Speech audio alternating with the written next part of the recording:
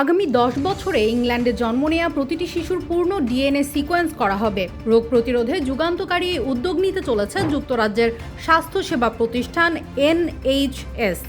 সরকারের নতুন 10 বছর মেয়াদী পরিকল্পনার অংশ হিসেবে শিশুর জন্মের পরপরই তাদের নাভির রক্ত থেকে নমুনা সংগ্রহ করে শত শত জিনগত রোগের ঝুঁকি বিশ্লেষণ করা হবে। ডেইলি টেলিগ্রাফের প্রতিবেদনে বলা হয়, এই প্রকল্পের উদ্দেশ্য রোগ দেখা দেওয়ার আগেই তা শনাক্ত ও প্রতিরোধে পদক্ষেপ নেওয়া। এই লক্ষ্যেই 2030 সালের মধ্যে ডিএনএ গবেষণায় 650 মিলিয়ন পাউন্ড বিনিয়োগ করবে যুক্তরাজ্য সরকার। স্বাস্থ্য সচিব ওয়েস স্ট্রিটিং বলেন, জিন প্রযুক্তির ক্ষমতা কাজে লাগিয়ে আমরা রোগের পেছনে না ছুটে তাকে আগেভাগেই থামাতে পারবো।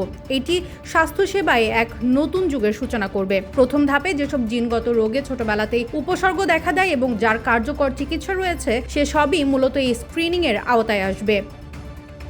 বর্তমানে নবজাতকদের হিল প্রিক নামে পরিচিত একটি রক্ত পরীক্ষার মাধ্যমে 9টি গুরুতর রোগ শনাক্ত করা হয়। তবে নতুন প্রকল্পে প্রায় 7,000 একক জিনবাহিত রোগের ঝুঁকি শনাক্ত করার সক্ষমতা তৈরি হবে।